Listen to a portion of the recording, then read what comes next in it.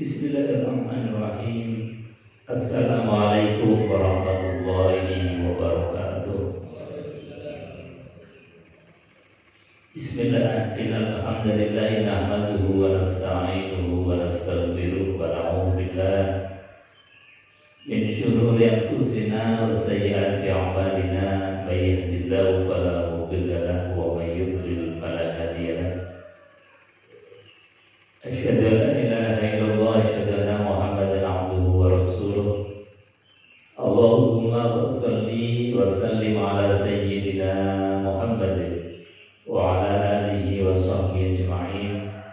Rabbi shrah li sadri wa yassir li amri wa hlul 'uqdatam min lisani yafqahu qawli. Amma ba'd. Qala Allah ta'ala fi kitabil karim wa huwa asdaqul qailin. A'udzu billahi samil 'alim minasyaitonir rajim.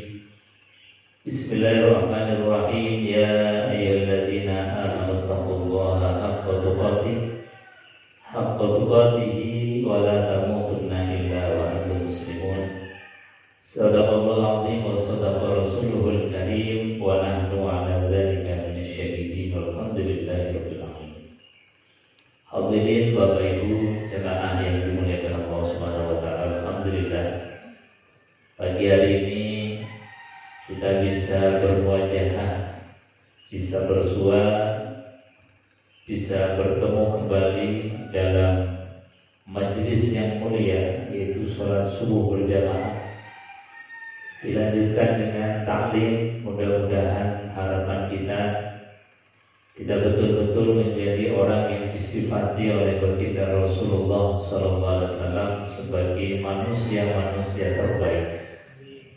Karena Nabi mengatakan khairukum man ta'allama al-Qur'an wa 'allama. Sebaik-baik kalian itu adalah orang yang mau belajar Al-Qur'an dan kalau sudah bisa kemudian mengajarkan. Nah, di majelis ini dua sifat ini ada. Artinya apa? Bahwa kemuliaan yang Allah berikan kepada kita ini wajib kita syukuri biqaulina alhamdulillahirabbil alamin.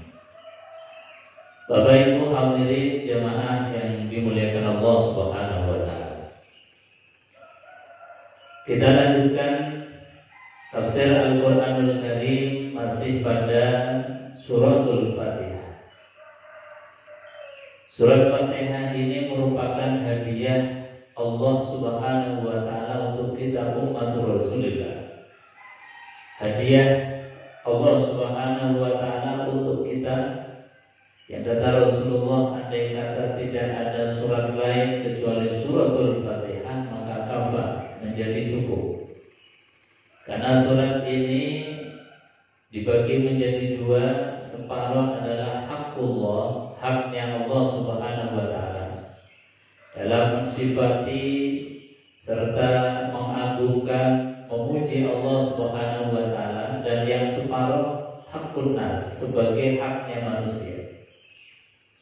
Haknya Allah kemarin sudah kita bahas bersama, kita kaji bersama dari Bismillahirrahmanirrahim. Alhamdulillahirabbil alamin. Ar-Rahmanir-Rahim. Maliki yaumiddin. Itu hakullah. Haknya manusia, iyyaka na'budu wa iyyaka nasta'in. Ayat mulai dari iyyaka na'budu wa iyyaka nasta'in itu adalah haknya manusia. Kita lanjutkan di ayat berikutnya, yaitu ayat yang ke-6 dan ayat yang ke-7. Dalam ayat yang ke-6 dan ke-7 ini juga merupakan haknya kita. Karena haknya kita ini seyogianya ketika kita membaca ayat-ayat yang berkaitan dengan haknya kita, harusnya kita betul-betul tanamkan dalam hati, ada proposal permohonan kita kepada Allah, ihdinas siratal mustaqim. Ya Allah, tunjukilah kepada kami as-siratal mustaqim, yaitu jalan yang lurus. Nah, ini doa, ini permohonan. Jadi haknya kita, sebagai kebutuhan kita bermohon kepada Allah. Ya Allah, tunjukilah kepada kami. Ini Allah mengajarkan melalui ayat ini dengan domirna, yaitu domir jamak, meskipun yang membaca diri kita sendiri. Kalau secara kebahasaan, ihdi ila siratil mustaqim, ihdi as-siratal mustaqim, ya Allah, tunjukilah aku. Tapi enggak, Allah mengajarkan ihdinas siratal mustaqim, ya Allah, tunjukilah kami. Maknanya hampir sama seperti ayat yang sebelumnya, yang kita mengatakan iyyaka na'budu wa iyyaka nasta'in, ya Allah, kepada Engkau kami menyembah dan hanya kepada Engkau kami memohon pertolongan. Maknanya di dalam kita menyembah kepada Allah, beribadah, sholat atau ibadah apapun, ada harapan ibadah kita itu disertakan dengan ibadahnya orang lain. Karena apa? Boleh jadi kalau kita berangkat sendiri menuju Allah itu dengan kekurangan-kekurangan daripada ibadah kita, dari ketidaksempurnaan ibadah kita. Tapi manakala kemudian ibadah kita yang banyak kurangnya itu dibarengkan dengan ibadahnya orang lain yang mungkin secara syarat rukunnya lebih baik, lebih sempurna, ikhlasnya mungkin lebih ikhlas, kemudian secara makanannya mungkin lebih halal, maka ibadah kita yang asalnya banyak kurangnya ketika digabungkan dengan ibadah orang lain, disertakan dengan ibadahnya orang lain, maka ikut terangkat ibadah kita. Itu diantara makna iyyaka na'budu wa iyyaka nasta'in. Kita mohon pertolongan pun demikian. Begitu juga ketika kita bermohon kepada Allah, ihdina, ya Allah, tunjukilah kami. Ayat ini juga menjadi terapi. Ayat ini juga menjadi obat. Obat dari apa? Dari sifat-sifat egoisme, sifat-sifat sombong, merasa bisa, merasa mampu. Sehingga Allah Subhanahu wa taala menerapi kita dengan ihdinas siratal mustaqim, ya Allah, tunjukilah kami. Kami itu maknanya doa kita itu juga menyertakan doa orang lain. Doa kita itu juga mendoakan kepada orang lain. Meskipun orang lain itu mungkin saat kita lagi ibadah, saat kita lagi berdoa, mereka mungkin masih dalam keadaan terlelap, masih dalam keadaan tertidur, atau mungkin mereka masih dalam keadaan lalai, mereka ikut didoakan dengan doa kita, ihdinas siratal mustaqim. Jadi menghilangkan rasa egoisme kita, rasa sombongnya kita, bahwa dengan kita berdoa ihdina ya Allah, tunjukilah kami, ini sifat-sifat sombong, sifat-sifat ego yang berlebihan ini kemudian dikikis terus menerus. Ini namanya syifa, obat. Jadi Quran disifati oleh Allah sebagai asyifa, obat. Ini diantaranya doa-doa semacam ini. Apa yang kita mintakan yaitu as-siratal mustaqim. Diluna wa irsyaduna ya Rabbi ila tariqil haq wa dinikal mustaqim. Kita bermohon kepada Allah Subhanahu wa taala, minta diajarkan oleh Allah Subhanahu wa taala at-tariq al-haq, yaitu jalan yang hak, dinul Islam. Jadi kita berdoa terus-menerus tanpa henti dalam setiap harinya minimal 17 kali kita mengatakan ihdinas siratal mustaqim. Ya Allah, tunjukilah kami jalan yang lurus. Yang dimaksud adalah dinul Islam. Dinul Islam sebagaimana hadis Rasulullah SAW, Islam itu adalah safinatul kubra. Jadi perahu besarnya itu adalah Islam. Makanya Rasulullah SAW dalam suatu kesempatan itu ada sahabat Rasulullah yang namanya Abu Dzar Al-Ghifari datang kepada Rasulullah, kemudian Rasulullah SAW ngasih nasihat. Ya Abu Dzar, wahai Abu Dzar, jadi di safinah fa innal bahra amin.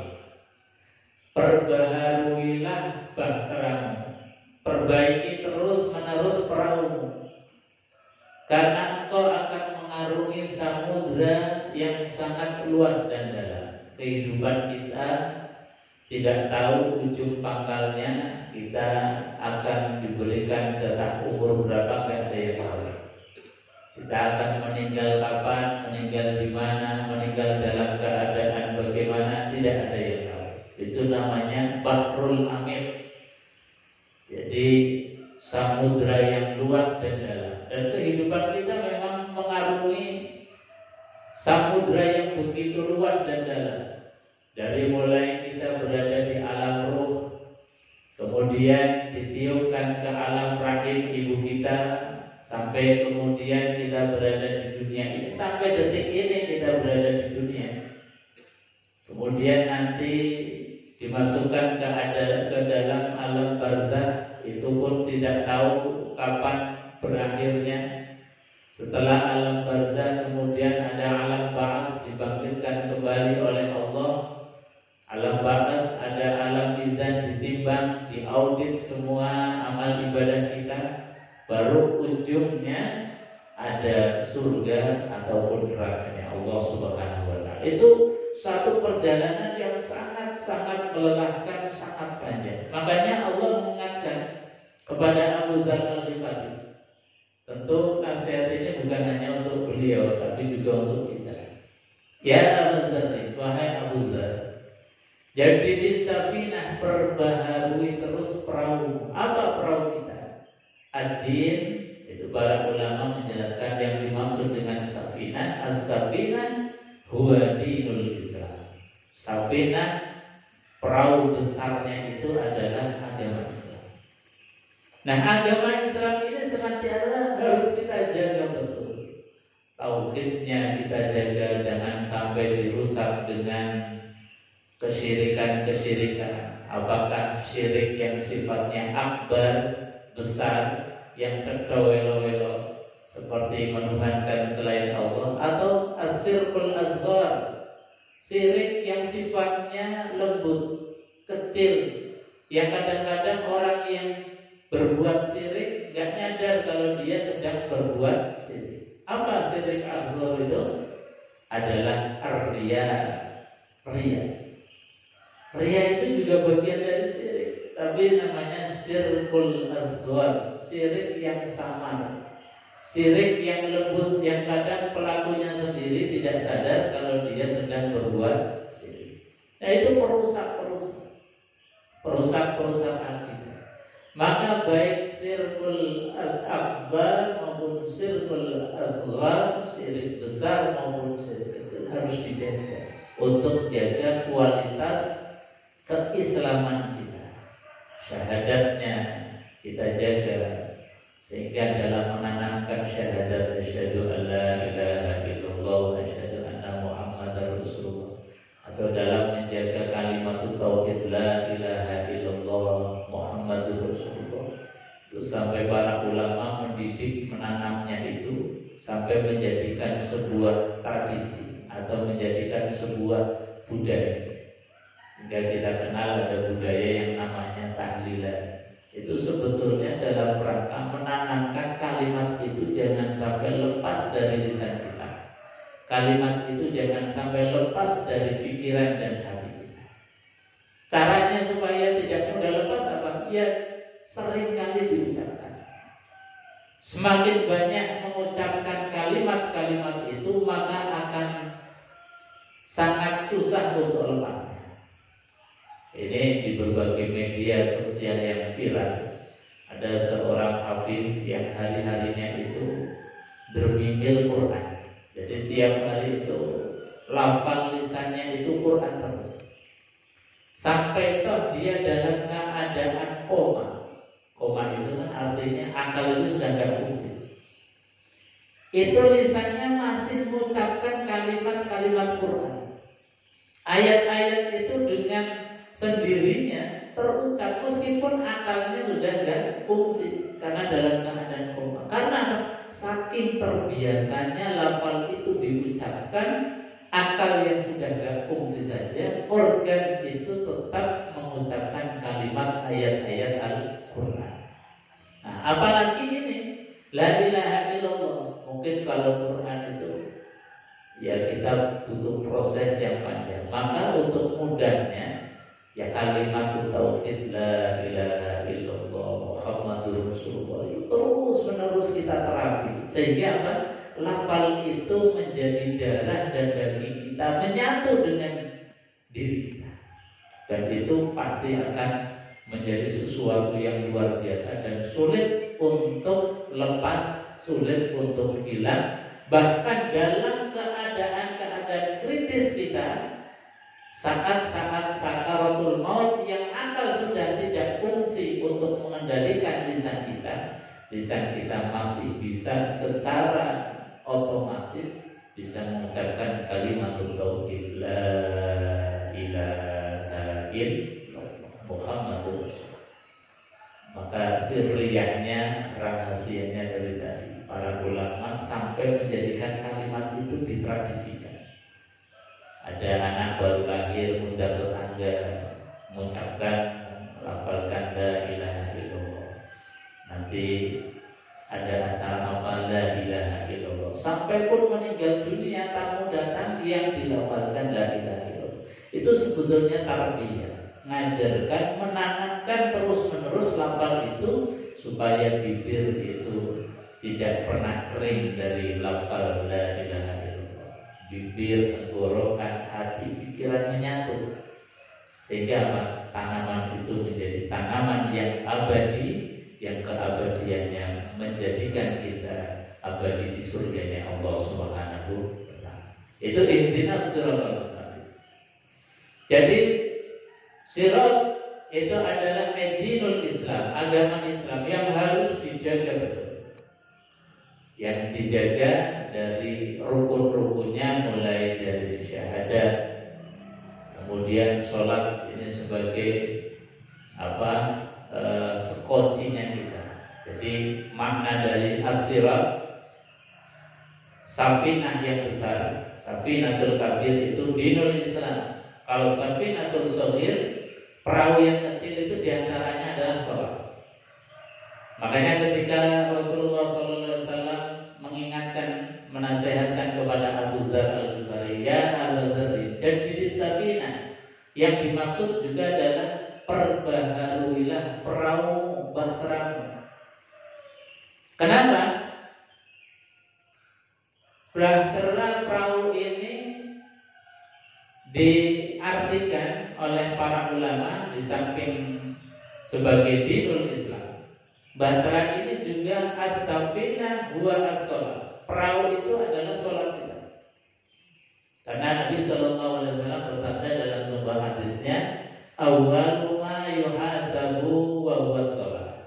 Pertama kali yang akan dihisab oleh Allah bukan puasa kita, bukan haji kita, bukan zakat kita, tapi sholat kita. Sholat kita sebagai perahu yang akan menampung semua amal-amal kita, haji kita, sedekah kita, puasa kita. Itu akan dibawa, ditampung dalam perahu yang namanya sholat. Kalau sholatnya ini meskipun kecil, mungkin kita hanya menjalankan yang wajib-wajib saja. Sunnahnya mungkin tidak terlalu kita perhatikan dengan baik, tapi sholat wajibnya itu gak pernah bolong. Ini selamat. Sholat wajib yang kemudian kita jaga betul, tidak ada lubangnya, maka ini adalah perahu yang sehat. Tapi kalau wajibnya ini kemudian subuhnya usolli fardhu subhi kawanan lillahi ta'ala, jadi bangunnya sudah jam 6:30 atau jam 7, sehingga niatnya menjadi niat qadha, sholatnya bukan adaan tapi sudah qadhaan. Nanti zuhur juga begitu, katanya masih banyak kerjaan, diundur-undur sampai waktunya habis. Asar juga sama, masih dalam perjalanan pulang, pas macet juga di jalan. Nanti isya juga katanya kecapean, ketiduran. Banyak sekali kemudian sholat kita mungkin tidak dijalankan sebagaimana mestinya, bahkan diundur-undur sampai keluar waktu yang sudah ditetapkan oleh Allah. Padahal sholat sudah sangat jelas dalilnya di dalam Al-Quran. Innas sholata kanat 'alal mu'minina kitaban mawquta. Innas sholata, sesungguhnya sholat, kanat 'alal mu'minin, adalah bagi orang mukminin, kitaban mawquta, suatu kewajiban yang waktu-waktunya sudah diberikan oleh Allah Subhanahu wa taala, sudah ditetapkan oleh Allah Subhanahu wa taala. Maka mengetahui awqatus sholat, batas-batas waktunya sholat bagi orang yang mukallaf wajibun, hukumnya wajib. Kita jangan mengandalkan hanya jam saja, jangan mengandalkan HP saja, tapi kita juga tahu persis batasan-batasan waktu sholat, sehingga durasi waktu sholat jangan sampai keluar dari waktu yang sudah ditetapkan oleh Allah. Misalnya waktu zuhur itu dari mulai matahari bergeser ke arah barat sampai dengan bayang-bayang itu sama dengan bendanya. Jadi kalau matahari persis di atas kepala kita, itu berarti belum masuk waktu zuhur. Kalau sudah bergeser, zuhur masuk. Sampai bayang-bayang itu melebihi dari bendanya. Misalnya benda 1 meter, kemudian kita taruh, kalau bayangannya itu belum 1 meter, berarti itu masih waktu zuhur. Kalau sudah melebihi 1 meter, berarti itu sudah masuk waktu asar. Waktu asar habis ketika matahari sudah tenggelam, maka kemudian langsung masuk waktu maghrib. Waktu maghrib itu kemudian sampai dengan asyafaqil ahmar, jadi mega merah. Kalau mega merahnya masih di ufuk barat, maka berarti masih waktu maghrib. Tapi kalau sudah hilang, berarti maghrib habis, masuk langsung waktu isya. Sampai fajar siddiq, masuk waktu subuh. Kemudian subuh habis ketika matahari sudah mulai terbit. Nah, itu awqatus shalah. Wajibun 'alal mukallaf, wajib bagi mukallaf, orang yang dewasa, untuk mengetahui batasan-batasan waktu sholat, supaya kita tidak mundur atau melakukan sholat di luar koridor waktu yang sudah ditetapkan oleh Allah Subhanahu wa taala. Maka kadang-kadang tadi kalau orang kemudian remeh ke sholat, seringkali nanti masih ada waktu, sampai mundur-mundur waktunya habis, kita belum melakukan sholat. Nah, itu namanya perahu kita berlubang. Maka gambaran yang sangat real, pernah ada film yang luar biasa mengisahkan sebuah bahtera yang didesain itu, bahkan orang yang membuatnya pun mengatakan bahwa perahu ini tidak mungkin untuk tenggelam karena didesain dengan begitu sangat luar biasa, dengan teknologi yang modern. Tapi biiznillah, dengan izin Allah Subhanahu wa taala, disebabkan perahu menabrak karang dari es sampai lambungnya itu berlubang. Dengan berlubangnya lambung kapal ini, kemudian air masuk sampai kemudian terbelah, akhirnya tenggelam. Apa yang menjadi pelajaran atas film itu? Perahu kita yang namanya sholat, kalau banyak lubangnya, jangan harap sholat kita bisa menghantarkan kita kepada Allah Subhanahu wa taala. Jangan harap kalau kita subuhnya berubah, zuhurnya kosong, asarnya mungkin masih dalam perjalanan, isyanya kecapean dan lain sebagainya, kemudian ditinggal. Jangan harap bahtera sholat kita itu menghantarkan semua amaliyah kita menuju Allah Subhanahu wa Ta'ala. Boleh jadi di tengah perjalanan perahu kita itu sudah oleng karena banyak lubang. Maka Bapak Ibu hadirin jemaah yang dimuliakan Allah, sholat ini menjadi penting. Jaga betul sholat kita, kualitas sholat kita, dan juga sholat anak-anak kita, keluarga. Makanya Allah juga mengingatkan, Allah di dalam Al-Quran itu mengingatkan kepada kita bahwasanya muru auladakum bis-shalah, perintahkanlah keluarga kamu, anak-anak kamu itu dengan sholat.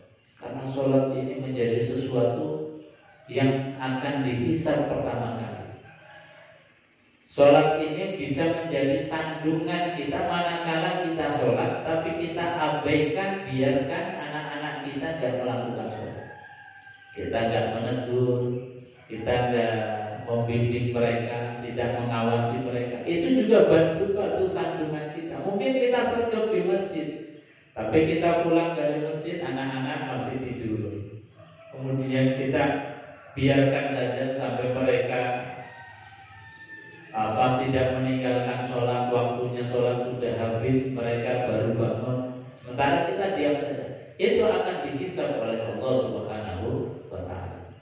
Hanya Allah sampaikan muru auladakum bis-shalah wa'mur ahlaka bis-shalah wastabir 'alaiha. Dalam ayat yang lain, wa'mur ahlak, perintahkanlah ahlimu, keluargamu, anakmu, zuriyah keturunanmu bis-shalah, untuk menjalankan sholat. Wastabir 'alaiha. Allah juga mengiringi dan bersabarlah atasnya. Karena apa?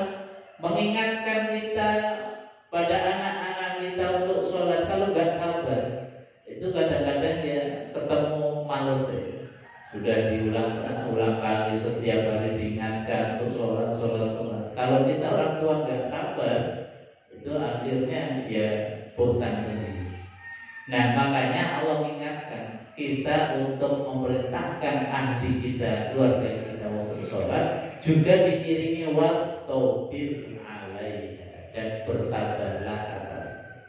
Karena kesabaran inilah yang diperlukan. Karena sholat itu rutin terus menerus, bahkan sehari 5 kali. Kalau nggak sabar, itu ya kadang-kadang ingatkan sekali 2 kali, habis itu malas, habis itu kemudian nggak ingatkan lagi. Ya terus menerus. Sabar itu tanpa henti, tanpa lelah, istiqomah terus menerus sampai anak kita betul-betul punya kesadaran diri di dalam menjaga sholat. Ini ad-din atau siratal mustaqim. Jadi kita berdoa ihdinas siratal mustaqim, artinya ya Allah tunjukilah jalan yang lurus, ya Allah benahilah sholat kami, ya Allah istiqomahlah sholat kami. Ini doa ihdinas siratal mustaqim. Doa penjagaan terhadap sholat, kesadaran kita tentang arti pentingnya sholat, juga kesadaran tentang makna-maknanya sholat, arti-arti dan sirriyah-sirriyah dari bacaan sholat itu tercakup dalam ihdinas siratal mustaqim. Nah, bagaimana mungkin kita akan ihdinas siratal mustaqim sementara ilmu tentang sholat kita nggak paham? Syarat rukunnya sholat juga kadang-kadang nggak paham, sehingga sholatnya itu ruku-ruku gedang kata orang. Jadi hanya ngikut-ngikut saja. Kalau sholatnya kita hanya ngikut-ngikut, ataupun sholat, belajar sholat, kita hanya sisa-sisa ilmu dari waktu kecil, sehingga pemahamannya tidak kemudian kita eksplor, pemahamannya tidak kita kembangkan. Ya maknanya jadi itu-itu saja. Padahal apa? Setiap kali kita mengucapkan doa-doa di dalam sholat itu makna dan hakikatnya luar biasa. Sholat itu semuanya pengagungan kepada Allah. Dari mulai kita takbir, kalimat takbir kita ucapkan Allahu Akbar, kemudian كثيرا والحمد لله كثيرا وسبحان الله بكرة وأصيلا إني وجهت وجهي للذي فطر السماوات والأرض حنيفا مسلما وما أنا من المشركين إن صلاتي ونسكي ومحياي ومماتي لله رب العالمين. Monggo sambil kita mengucapkan dikit-dikit, kita ingat-ingat maknanya. Monggo sekarang kita baca doa iftitah. Kabira walhamdulillahi katsira wa subhanallahi bukratan wa asila.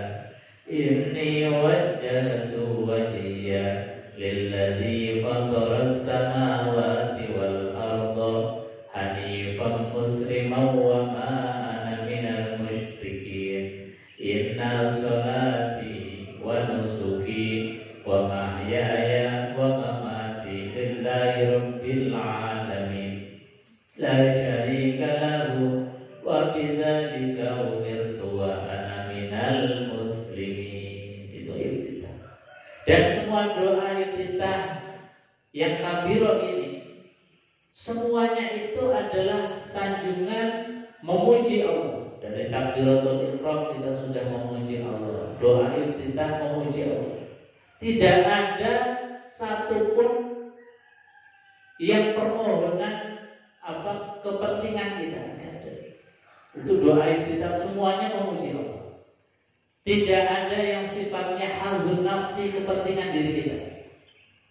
Kecuali doa iftitah yang kedua juga diajarkan oleh Rasulullah. Allahumma ba'id baini wa baina khotoyaya kama ba'adta bainal masyriq wal maghrib. Allahumma naqqini min khotoyaya kama yunqqa thawbul abyadu minad danas. Allahumma ighsilni min khotoyaya bil ma'i was salji wal barad. Nah, kalau yang doa iftitah kedua ini ada kepentingan kita. Ya Allah, jauhkanlah keburukan kami, jauhkan sebagaimana Engkau menjauhkan arah timur dan arah barat. Makanya sirriyahnya kenapa guru-guru kita, para ulama kita itu lebih memilih mengajarkan kepada kita itu dengan doa iftitah yang pertama. Karena apa? Doa iftitah yang pertama itu luar biasa. Isinya hanya memuji kepada Allah, tidak ada satupun kepentingannya kita. Dan doa yang terbaik itu adalah doa yang isinya hanya memuji. Doa terbaik itu sebetulnya doa yang isinya hanya memuji kepada Allah Subhanahu wa Ta'ala. Itu doa terbaik. Meskipun kita tidak mengutarakan maksud tujuan kita, kepentingannya kita, tapi Allah Subhanahu wa Ta'ala langsung memberi ketika kita memuji. Karena apa? La in syakartum la azidannakum wa la in kafartum inna adzabi lasyadid. La in syakartum, jika kalian bersyukurkan di antara cirinya memuji Allah. Ya Allah, alhamdulillah, ya Allah, matur suwun ya Allah. Itu langsung secara otomatis la azidannakum. Itu otomatis. Jadi tidak mengutarakan kepentingan kita, tujuan kita, maksud kita, langsung secara otomatis kita memuji Allah, nikmatnya langsung ditambah. Makanya sirriyahnya, meskipun doa Allahumma ba'id baini itu juga diajarkan oleh Rasulullah, tapi guru-guru kita lebih memilih kabira walhamdulillahi katsira. Karena apa? Karena doa iftitah kabira itu tidak ada proposal keinginan kita yang sifatnya duniawi, kecuali hanya semuanya memuji kepada Allah Subhanahu wa Ta'ala. Itu sholat isinya rangkaian pujian. Kita ruku juga memuji subhana rabbiyal azim wa bihamdi. Nanti yang kita juga puji lagi sami Allahu liman hamidah rabbana lakal hamdu mil'us samawati wa mil'ul ardi wa mil'u ma syi'ta min syai'in ba'du. Nanti sujud masih muji lagi subhana rabbiyal a'la wa bihamdi subhana rabbiyal a'la. Artinya apa? Ibadah itu kan isinya adalah rangkaian pujian kepada Allah Subhanahu wa taala. Itu maknanya ihdinas siratal mustaqim. Itu diantara yang harus kita ngangen-ngangen, ya Allah tunjukilah jalan yang lurus. Maknanya ya Allah perbaikilah sholatku ya Allah. Syarat dan rukunnya kita harus tahu, ilmunya sholat harus paham, maknanya sholat kita maknai betul setiap gerakannya, setiap ucapannya. Kalau kita maknai selaras dengan apa yang kita mintakan, ihdinas siratal mustaqim. Mafhum mukhalafahnya, kalau kita itu doa ihdinas siratal mustaqim tapi tidak ada usaha untuk perbaikan kualitas sholat kita, artinya tidak selaras antara ucapan dan perbuatan. Jadi Bapak Ibu, kita habis sholat kemudian ngaji itu sebetulnya nyambung. Artinya apa? Andai kata sholat kita itu mungkin karena tidak sempurna syarat dan rukunnya, hati kita masih kotor, makanan kita masih tercampur yang lain, tapi barokah habis sholat kita masih mau belajar, berkah habis sholat kita masih duduk ngaji untuk mereview dan memperbaiki kualitas sholat kita. Sholat yang asalnya mungkin secara rukun dan kualitas sholat itu akan diabaikan, tidak diterima oleh Allah, berkat kita masih mau mendengar, masih mau ngaji, masih mau belajar, kita kemudian irfa'us sholat. Jadi diangkat sholat kita, barokahnya masih mau ngaji. Jadi ngaji ini ya diantara fadilah manfaatnya, ini menjadikan ibadah-ibadah yang awalnya ibadah kita mungkin akan tertolak karena berbagai macam hal. Barokah kemudian masih mau ngaji, kemudian Allah anggap ya sudah ini masih proses belajar, kemudian dimakfu, diampuni oleh Allah, kemudian ikut diangkat oleh Allah Subhanahu wa taala. Ini berkahnya. Bapak Ibu hadirin jemaah yang dimuliakan Allah Subhanahu wa taala. Jadi mari kita di setiap ibadah kita maknai sehingga kita selaras. Doa kita, keinginan kita itu sejalan. Jangan kita sudah doa terus-menerus ihdinas siratal mustaqim, ihdinas siratal mustaqim, tapi kualitas ibadah kita, kualitas din agama kita itu enggak ada pertambahan. Artinya doa kita yang ngopos saja.